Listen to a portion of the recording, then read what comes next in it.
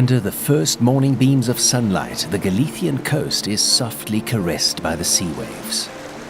It's an enrapturing picture, carrying us away with each movement.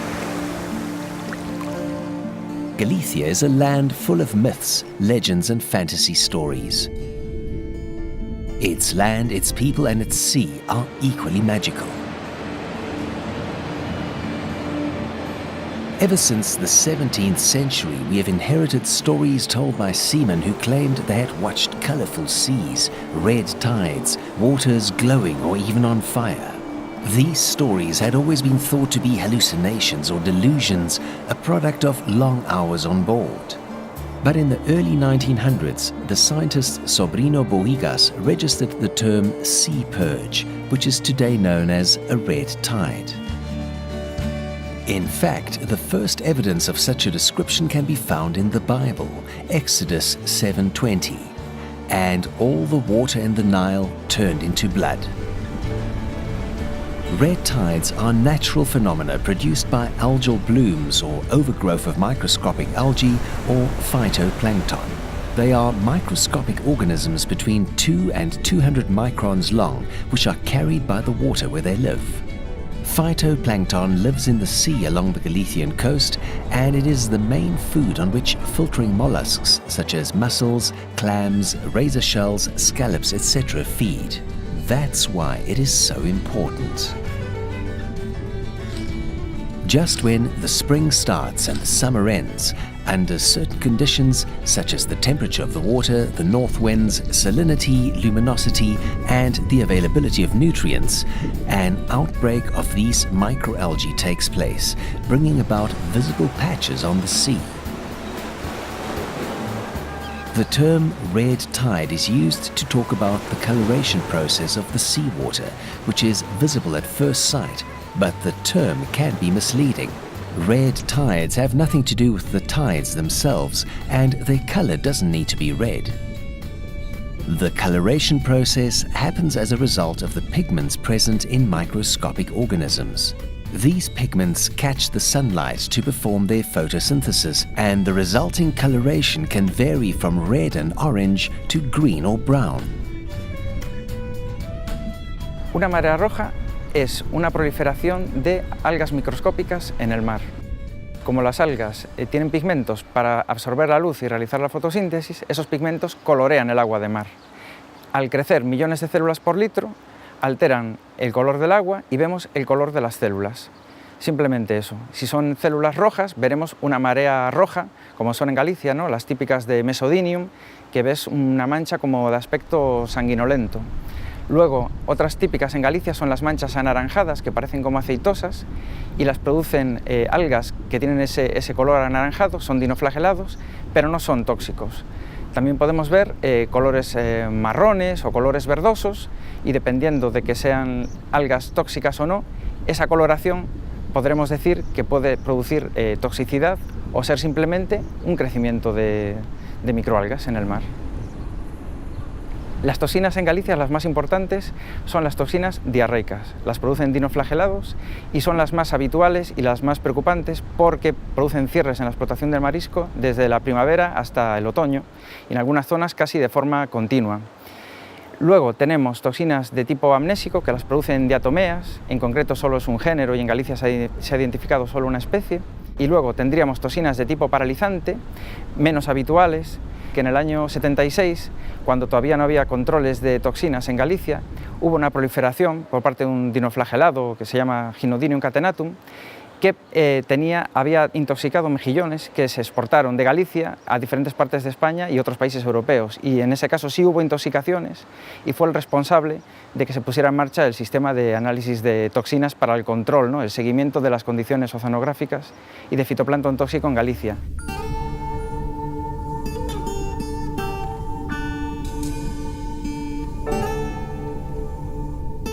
The presence of coloration in the water does not necessarily have to be related to the presence of toxins.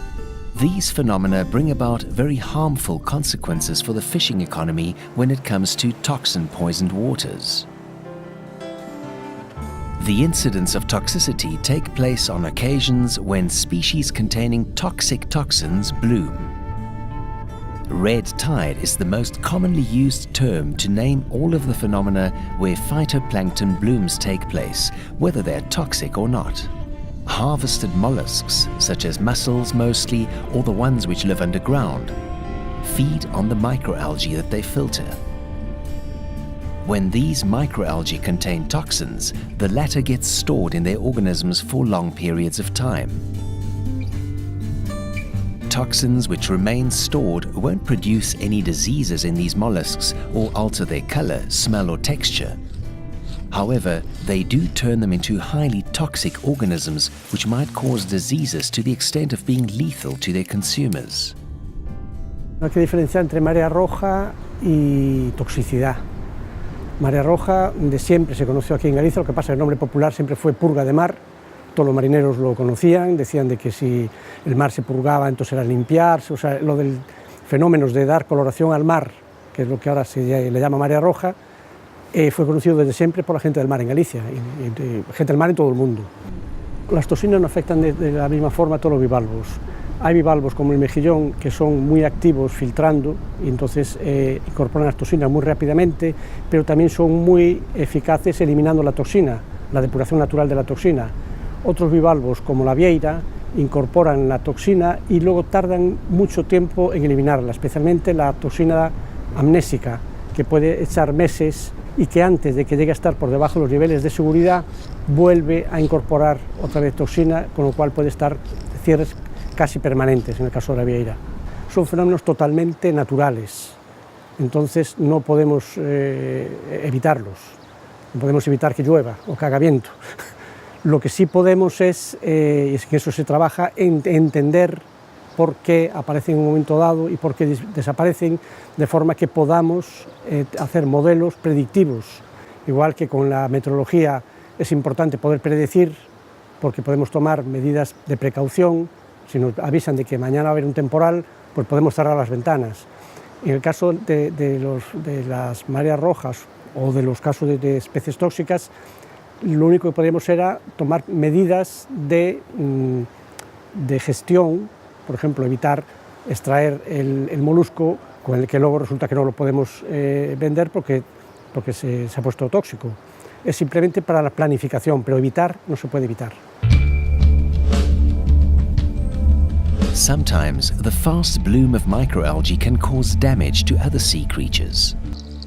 The film The Birds, directed by Alfred Hitchcock, was based on true facts, and it revolves around the effects caused by toxic microalgae on these animals, which had eaten toxin-poisoned fish. In order to prevent these toxin-related problems, there are different control measures and strategies to prevent the input of dangerous toxic products in the food market. Galicia is not only a worldwide referent in aquaculture and marine exploitation, it is also a role model in the control systems of its products. With cutting-edge production techniques and a referent in control testing, Galicia alone carries out almost as many control tests as the rest of the European Union. INTECMAR is the Technological Institute for Marine Environment Control. It is the control and research center in charge of collecting daily samples to be tested or analyzed. The control system has a high predictive rate. It can detect the presence of toxin-producing cells before they cause the shutdown of the mussel harvest areas.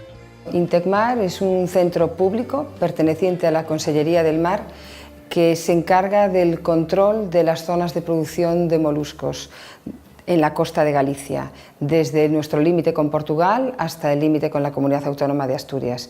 INTECMAR tiene además tres ámbitos importantes: seguridad alimentaria, cumplimiento de todas las normativas relacionadas con la seguridad alimentaria de los moluscos bivalvos.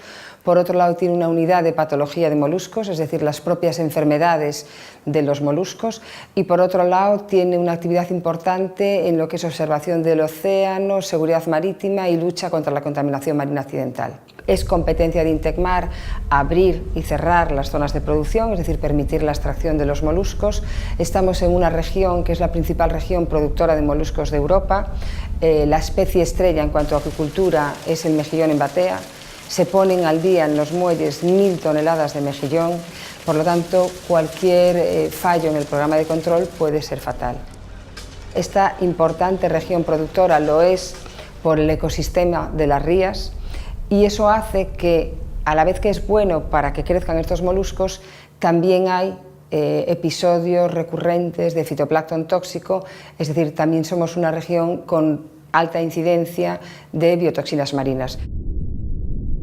El mejillón es la especie filtradora por excelencia, es el molusco bivalvo más voraz, puede llegar a filtrar hasta 7 litros de agua por hora, por lo tanto es el bioindicador mejor que hay, porque es el que más filtra y por lo tanto si en el agua hay algún tipo de fitoplancton tóxico, materia orgánica o contaminante químico, pues es la especie que primero nos va a dar la alerta. Por eso es para nosotros la especie diana por excelencia. Todos los días se recogen muestras, la unidad que gestiona todas las muestras está gestionando en torno a 10.000 muestras al año, que son dadas de alta en el sistema informático y se distribuyen a las diferentes unidades. La normativa europea exige un control mínimo semanal si las zonas están abiertas. No obstante, nuestro control puede llegar a ser diario. Cuando el episodio está incrementándose, la zona está abierta, pero existe riesgo de presencia de toxinas por encima de los límites legales. En ese momento, la frecuencia de muestreo llega a ser diaria para prevenir al máximo la salud del consumidor. Cuando las zonas están cerradas, para que luego se vuelvan a abrir las zonas son necesarios 2 análisis por debajo de los límites legales, separados entre sí los muestreos 48 horas. En ese caso nosotros incrementamos también mucho la frecuencia de muestreo para, tan pronto como ha remitido el episodio tóxico, abrir la zona lo antes posible.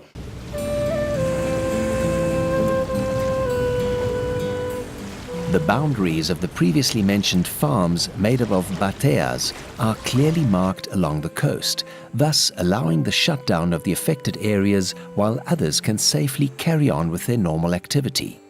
The system is so safe that even during strong incidents of red tides, consumers can find Galician mollusks on the market. Puede ocurrir que mientras que unos polígonos estén cerrados, otros están abiertos y son capaces de seguir abasteciendo al mercado. ¿Qué pasa? En determinados momentos, de estos últimos años, 2013 por ejemplo, hubo momentos en que el 100% de las bateas estaba cerrada. Entonces, en el momento en que las empresas ya no tenían mejillón estocado, sobre todo depuradoras, no podías encontrar mejillón gallego en los mercados porque es que no lo había, no lo podías extraer. Entonces son momentos puntuales pero que pueden tener un efecto muy importante sobre el sector porque puede ser aprovechado por otros moluscos de otros orígenes para conseguir esos mercados. El mejillón que producimos aquí en Galicia es distinto del mejillón que se produce en otras partes del mundo, básicamente, por un lado, porque es una especie autóctona, totalmente autóctona de nuestras costas, y por otro, porque al ser un cultivo natural, el mejillón va a ser fiel reflejo de las aguas en las que se cultivan. Y las aguas de Galicia son aguas totalmente distintas a las que se puedan dar en otros lugares del mundo. La riqueza de alimentación de fitoplancton en estas aguas es mucho mayor que en otras zonas, entonces vas a tener un mejillón totalmente distinto al que se pueda producir pues, en el norte de Europa, por ejemplo, o en Chile. Como es un producto totalmente natural, te puede coincidir un cierre en el momento en que el mejillón está óptimo para su extracción. Si ese cierre se prolonga, el mejillón, por ejemplo, puede desovar o pueden entrar tormentas, entonces el mejillón se desploma, pierden producción. Si sigue prolongándose ese cierre, lo que genera es un cambio en la dinámica de la producción, porque tienen un número determinado de cuerdas para cultivo. Si no pueden sacar el mejillón que tienen en la batea, no pueden incorporar nuevo mejillón pequeño para poder continuar su proceso productivo. La marea roja puede afectar al resto de las actividades que trabaja con este producto, porque el mejillón es materia prima, pues por ejemplo para la industria conservera. Si se mantiene un cierre muy prolongado y afecta a muchas zonas, esas empresas se van a encontrar sin materia prima para elaborar. Despidos, pérdidas económicas para la región, etc.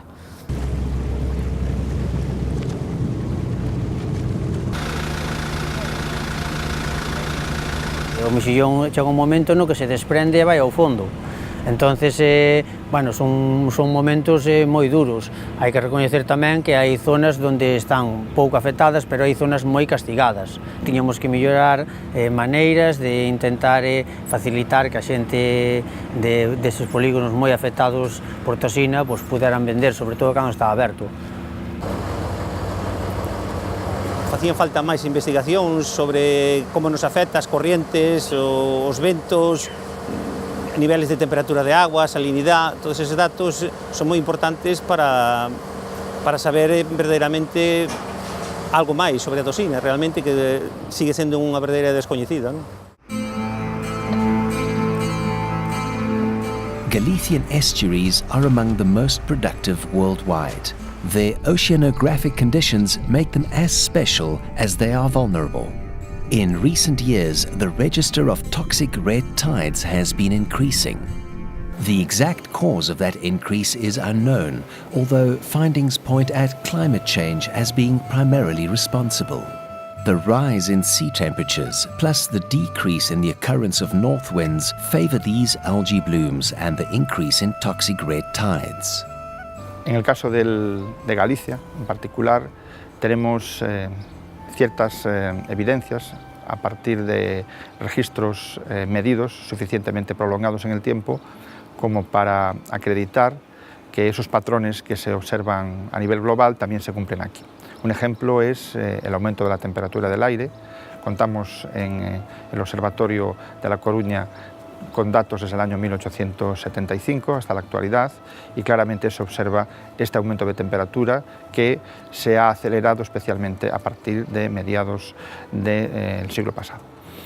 El nivel del mar, en el caso de la ría de Vigo, hay un mareógrafo en el puerto que lleva instalado allí desde los años 40 y también se ha observado un incremento, una subida del nivel del mar progresiva desde esa fecha hasta la actualidad, que está en torno a los 18 centímetros. Existen otras evidencias con registros más cortos, como por ejemplo el de la temperatura del agua superficial fuera de nuestras costas, que también desde los años 60 hasta la actualidad ha experimentado un aumento de aproximadamente 1 grado centígrado, y también en el registro de intensidad de vientos costeros, en el que se observa una disminución tanto de la intensidad como de la frecuencia de las nortadas. Estas nortadas son las que controlan el tiempo en el que las rías se renuevan. Cuanto más intensos y persistentes son los vientos del norte, más rápidamente se renuevan las rías. Eso significa que se produce una entrada de agua fría de unos 150 a 200 metros de profundidad dentro de las rías, que eso es lo que hace que en el verano, después de las nortadas, cuando vamos a bañarnos, notemos que el agua está más fría de lo esperado, y al mismo tiempo hacen que cualquier organismo que habite en la ría pues sea expulsado de ella con gran velocidad. Si las nortadas disminuyen y además la temperatura del agua aumenta por el calentamiento global, lo que estamos creando es un caldo de cultivo ideal para el desarrollo de estas especies que luego dan lugar a las mareas rojas. Lo que ocurre con estos dos últimos registros es que no son suficientemente prolongados como para acreditar que se deben exclusivamente al cambio climático, pero sí están dentro de la tendencia general y de lo que los modelos predicen. La aparición de especies cuya distribución latitudinal no le corresponde en Galicia están empezando a aparecer. Pues esto muy probablemente será algo que continuará en el tiempo y se irá intensificando, porque si las temperaturas van subiendo, especies que se encuentran cómodas en esa temperatura llegarán a nuestras costas, y lo contrario, aquellas que ya no les es cómodo estar a esa temperatura 1 grado o 2 grados por encima de la que están, irán migrando hacia el norte, que es algo que también está ocurriendo ya. Se trata de un problema global, es decir, toda la humanidad está contribuyendo, unos más que otros, a provocar estos cambios. Luego, a problemas globales hay que buscar soluciones globales. Y eso hace tiempo que está claro, ya desde el protocolo de Kioto. O sea, está claro lo que hace falta hacer. El asunto es que haya la voluntad, no solo individual, sino también política, de que eso se haga.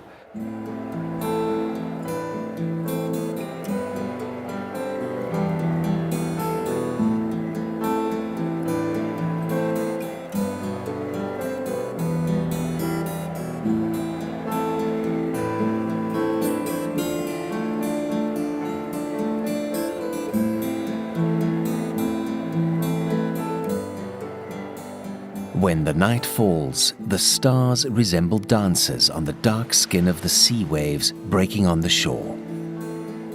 This is the slippery sea of Ardora, subject of so many legends and indescribable beauty. The same dinoflagellates or microalgae that color the seawater in red and brownish shades grant us the view of glowing waters at night. A true gift of nature.